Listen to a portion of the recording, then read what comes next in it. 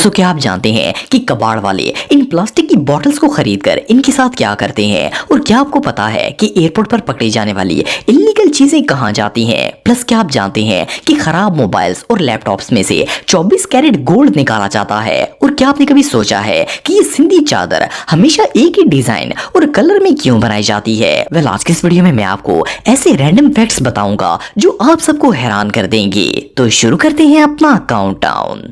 दोस्तों जैसा कि आप सब जानते हैं कि गोल्ड दुनिया का सबसे कीमती मेटल है। वैसे तो इसे माइनिंग के जरिए जमीन से निकाला जाता है, लेकिन क्या आप बिलीव करेंगे कि दुनिया में कई फैक्ट्रीज ऐसी हैं जहां पर पुराने मोबाइल्स, लैपटॉप्स और कंप्यूटर्स के अंदर से गोल्ड को निकाला जाता है। सुनने में तो ये बात अनबिलीवेबल लगती है, भला पुराने मोबाइल और लैपटॉप के अंदर गोल्ड कहां से आ सकता है। असल में कंप्यूटर्स और मोबाइल वगैरह के CPU, रैम और मदरबोर्ड्स के अंदर गोल्ड के पार्टिकल्स का इस्तेमाल किया जाता है, क्योंकि अगर इनमें गोल्ड के अलावा कोई और मेटल यूज किया जाए तो इनके खराब होने का खतरा होता है। कंपनीज इन मोबाइल्स को बनाने के लिए इनके अंदर स्मॉल अमाउंट में 24 कैरेट गोल्ड का इस्तेमाल करती हैं ताकि ये देर बाद चल सके।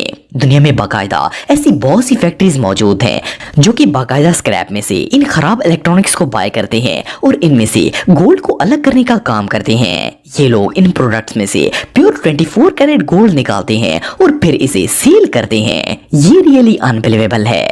दोस्तों आप सबने इंटरनेट पर बहुत सी ऐसी वीडियोस देखी होंगी जिनमें एयरपोर्ट पर गैर कानूनी अशिया लेकर जाने वाले स्मगलर्स को पकड़ा जाता है। लेकिन क्या आपने कभी सोचा है कि एयरपोर्ट पर पकड़े जाने वाले इलीगल आइटम्स के साथ क्या किया जाता है। वेल अगर एयरपोर्ट सिक्योरिटी किसी शख्स से इलीगल फूड बरामद करती है तो वो इसे बड़े से ग्राइंडर में डालकर इस पूरे खाने को वेस्ट कर देती है। इनमें वेजिटेबल्स और बहुत सारे इलीगल आइटम्स शामिल होते हैं। इसके अलावा अगर ड्रग्स की बात की जाए तो एयरपोर्ट सिक्योरिटी जो भी ड्रग जमा करती है इन्हें एक साथ इकट्ठा किया जाता है और एक भट्टी नुमा ओवन में डाल दिया जाता है जहां ये सारा मटेरियल बर्न होके खत्म हो जाता है। मोरओवर अगर इलीगल वेपन्स की बात की जाए तो इन्हें दोबारा यूज करने की बजाय इन्हें स्टील कंपनीज को दे दिया जाता है। ये स्टील कंपनीज इन वेपन्स के मेटल को मेल्ट करके इसे मुख्तलिफ चीजें बना देती हैं।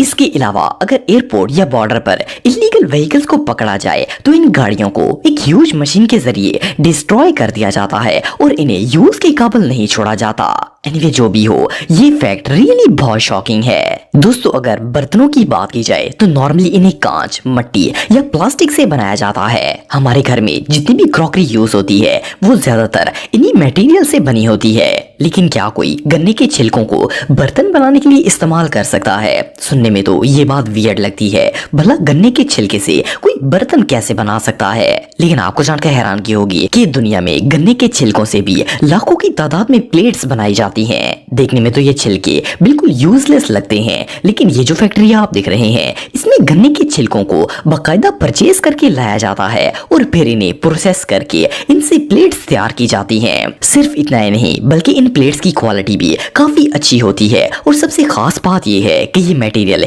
इको फ्रेंडली होता है, इसलिए पोल्यूशन का सबब नहीं बनता।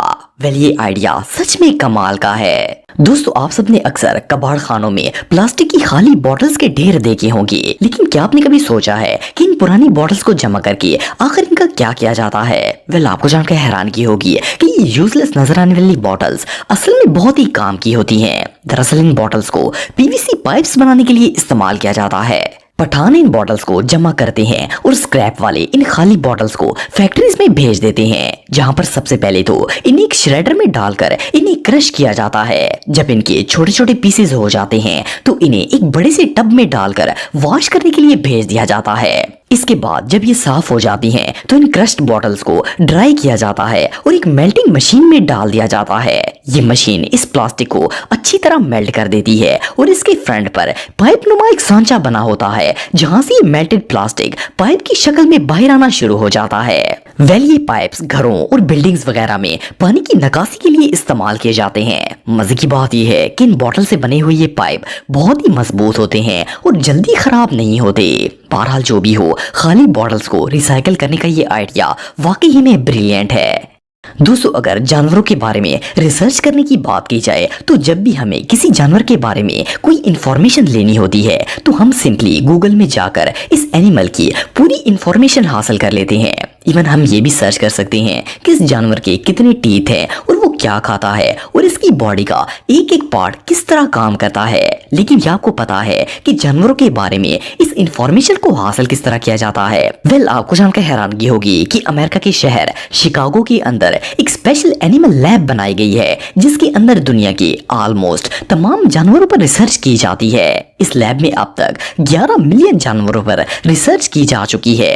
यहाँ पर साइंटिस्ट पहले जानवरों को एक खास किस्म के लिक्विड में रखते हैं और फिर इनके जिस्म के हर हिस्से का पूरी तरह से मुआयना करके इंफॉर्मेशन को कलेक्ट किया जाता है। इस लैब के अंदर जानवरों को ऑपरेशन किया जाता है और इनके एक एक पार्ट की डिटेल इकट्ठी की जाती है। इसके बाद इस इंफॉर्मेशन को इंटरनेट के ऊपर अपलोड किया जाता है जो बाद में हमें सिर्फ एक क्लिक से हासिल हो जाती है। हमारे लिए तो ये काम बहुत ही आसान है, लेकिन असल में इस इंफॉर्मेशन को हासिल करने के लिए साइंटिस्ट को सालों लग जाते हैं। ये रियली अनबिलीवेबल है। दोस्तों, आप सब पाकिस्तान की सबसे फेमस चादर अजरक के बारे में तो जानते होंगे। ये सिंधी ट्रेडिशन का बहुत ही फेमस पार्ट है। आप इसे सिंध की पहचान भी कह सकते हैं। वैसे तो पाकिस्तान के अंदर ये चादर बिल्कुल नॉर्मल है, लेकिन आपको जानकर हैरानगी होगी कि इसका ये डिजाइन आज से तकरीबन 5000 साल पुराना है। आपने नोट किया होगा कि अजरक वाली चादर का कलर और डिजाइन ऑलमोस्ट हमेशा ही सेम होता है। असल में इस चादर का ये खास डिजाइन एंशिएंट अरब के दौर से ही चलता आ रहा है। उस दौर में भी ये बहुत ही फेमस थी और इसे बनाने का तरीका भी बहुत ही खास था। कदीम अरब के लोग सिंधी चादर के डिजाइन को हाथों से कशीदाकारी करके बनाया करते थे। सिर्फ इतना ही नहीं, बल्कि ये चादर बहुत ही एक्सपेंसिव भी हुआ करती थी और इसे सिर्फ अमीर लोग ही इस्तेमाल करते थे। हालांकि आजकल के दौर में भी इसका डिजाइन वही है, लेकिन अब इसे मशीन्स के जरिए बनाया जाता है। सबसे मजे की बात यह है कि 5000 साल गुजरने के बावजूद भी अजरक का डिजाइन वैसे का वैसा ही है और इसमें कोई चेंजेस नहीं आई। इवन के लोग इसे बहुत ही शौक से इस्तेमाल भी करते हैं। ये रियली अनबिलीवेबल है। दोस्तों, अगर कार के टायर्स की बात की जाए तो ये मुसलसल रोड पर चलने की वजह से कुछ अरसे बाद पुराने हो जाते हैं और लोग इन्हें चेंज करके नए टायर्स लगवा लेते हैं। वैसे तो दुनिया के ज्यादातर ममालिक में इन टायर्स को रिसाइकल करके इनसे मुख्तलिफ चीजें बनाई जाती हैं, लेकिन आपको जानकर हैरानगी होगी कि कुवैत दुनिया का एक ऐसा मुल्क है जहाँ पर कार के टायर्स को रिसाइकल नहीं किया जाता। यहाँ पर टायर्स को रिसाइकल करना मना है और हुकूमत ने इस पर पाबंदी लगा रखी है। इस कंट्री के लोग टायर्स को रीयूज नहीं करते, बल्कि इन्हें एक बड़े से रेगिस्तान में फेंक दिया जाता है। ये जो प्लेस आप देख रहे हैं, ये कुवैत का एक बहुत बड़ा रेगिस्तान है जहाँ पर 7 करोड़ से भी ज्यादा यूज्ड टायर्स मौजूद हैं। यहाँ पर ऑटो वर्कशॉप वाले डेली बेसिस पर आते हैं और पुराने टायर्स को यहाँ पर फेंक देते हैं। असल में कुवैत की गवर्नमेंट का मानना है कि इन्हें रिसाइकल करने से पोल्यूशन पैदा होती है जो लोगों के लिए खतरनाक है। बहरहाल जो भी हो, ये प्लेस वाकई में बहुत वियर्ड है। दोस्तों, जैसा कि हम सब जानते हैं कि हमारी ये जमीन मिट्टी से भरी पड़ी है और इस प्लेनेट पर मिट्टी की कोई वैल्यू नहीं है। इसकी वजह ये है कि ये हर जगह इजीली अवेलेबल होती है। लेकिन क्या आपको पता है कि मार्स प्लेनेट की मिट्टी कितनी एक्सपेंसिव है? आपको जानकर हैरानगी होगी कि मार्स की 2 पाउंड मिट्टी की कीमत 9 अरब डॉलर से भी ज्यादा है। वैसे तो हमारे प्लेनेट की तरह मार्स की मिट्टी भी आम है और ये पूरा प्लेनेट भी मिट्टी से भरा हुआ है, लेकिन असल में इस मिट्टी की वैल्यू इसकी ट्रांसपोर्टेशन की वजह से बहुत हाई है।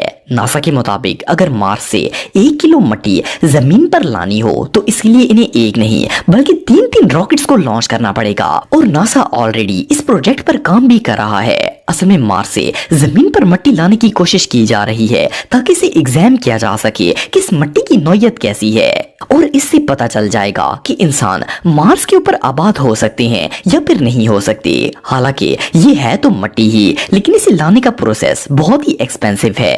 एक्सपर्ट्स के मुताबिक ये दुनिया का सबसे कॉस्टली सब्सटेंस होगा और इसके एक एक पार्टिकल्स की कीमत लाखों रुपए में होगी। एनीवे, कुछ सालों में आपको मार्स की मिट्टी भी देखने को मिल